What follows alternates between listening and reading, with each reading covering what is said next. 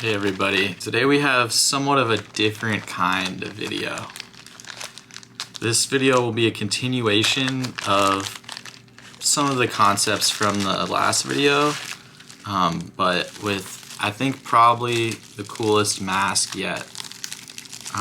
So this is a mask that was fairly exclusive in the early years of LEGO. So what is this? What do I have here? This is a Lego Billund. So you can kind of see right there it says Lego Billund. So what is Legoland Billund? That's Legoland Germany. So if you visited Legoland Germany in those early years, I'm not sure the exact dates, but I believe in 2001, for a somewhat limited time, you received as a sort of giveaway this that has two masks in it. One is the infamous copper huna, and the other is the copper komau.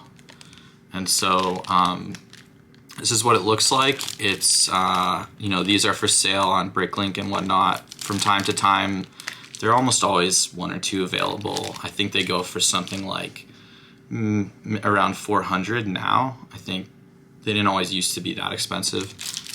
So what it is you have these flags in multiple languages on the front. You can see these two masks here. You can read this text if you'd like. And then on the back, it has this fairly iconic image of Tahu, like the Bionicle pin, and it has some texts in Danish, German, and English. So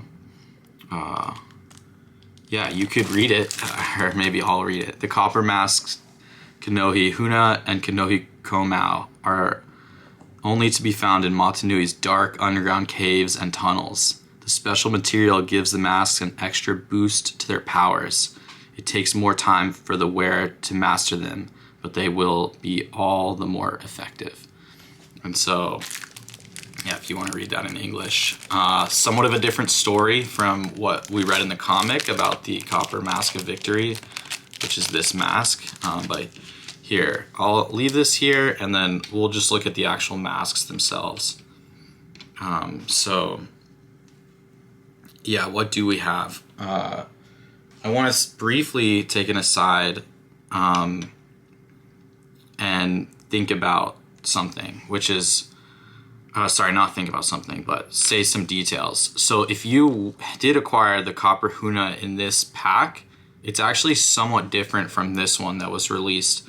I forget if it was Walmart or somewhere. It was like but the actual plastic is different. It's very difficult to see. I don't know if it's actually possible to really see with your eye, but if I had a light to shine through this, you would see that this one is much darker than this one. And I'm not sure exactly why that is, but that's sort of a known thing about this. And here we have the copper komau. So this is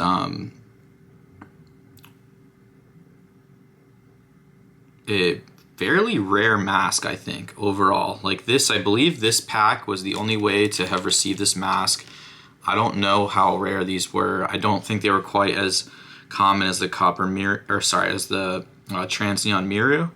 But they're not like impossibly rare. There are rarer masks that from this wave of Bionicle than the copper komau. But the copper komau is probably the rarest of, with the exception of the gold, like the solid gold how of the official masks.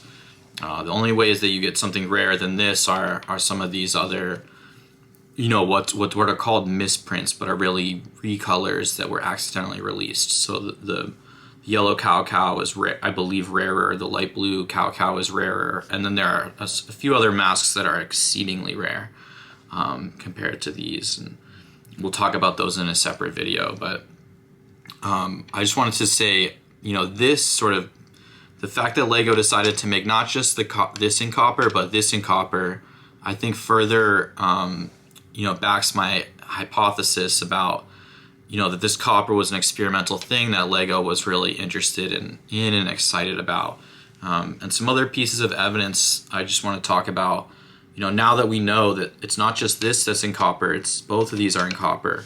To think conceptually about early Bionicle, it's like we're now looking at two masks that Lego saw kind of as brothers or twins at some point. And so what else is there to notice about these two masks? For me, what sticks out is that these are the only two masks that were recolored in non-standard colors and released in early Bionicle in 2001. And so by way of example, here, I'll just move this out of the way briefly. We have this, right, which is, we've seen this already, is the Monas mask in yellow. And then we have this mask, we've seen it one place in black, right? But we've also, there was one other place where we've seen it in blue. So this is Maku's mask. So the Gen 1, or sorry, the Wave 1, 2001 Mictoran, as they're called, so the McDonald's Mictoran, also known as the Tohunga, but you know, Mictoran's kind of like a classic way that we talk about them. Maku, who is the blue one, wears this mask, the huna in blue. And in fact, it's the only Mictoran that wears a mask that's different from their Toa. And what's really interesting to note, in a different transparency, I guess, really, right? So Maku's mask, this is solid blue, like regular Lego blue, not transparent like the Cow. And because, as I understand it, those Tohunga were released before the Toa, before the Turaga. And so, but possibly Lego had not yet finalized the those trans color palettes, which I think sort of dovetails with my previous video about those transparent colors. And what's even more interesting is that there is, in fact, one other released mask in 2001 that's a Turaga mask that's recolored non-standard. And it's this, the trans blue Ruru. And so, like, this is either furthering this mystery. And so where I'm also going to kind of go with this idea is that this maybe was a predecessor, not to the Cow, but was being evaluated as one of the Toa masks, right? I mean, I think that's what that tells us, the fact that it's included during the Tohunga. And then we see like another mask that comes in this color, like one of the secondary masks. Like maybe they were originally thinking of this transparent color to be with the Turaga or something else. Like, I just think between these two masks,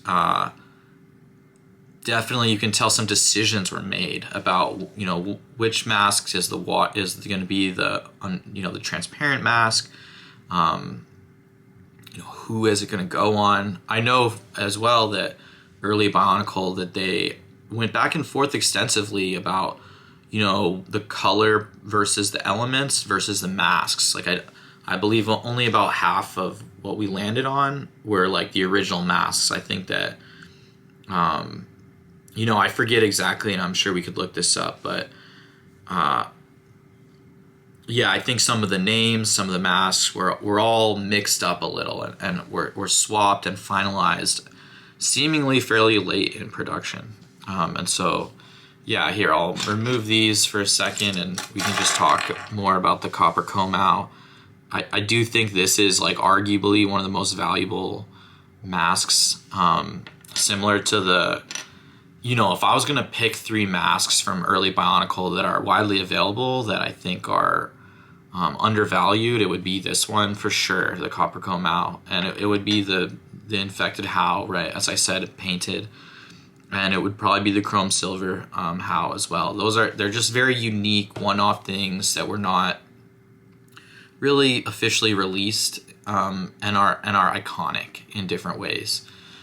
So yeah, thanks for listening about the copper komau. It's definitely one of my favorite masks.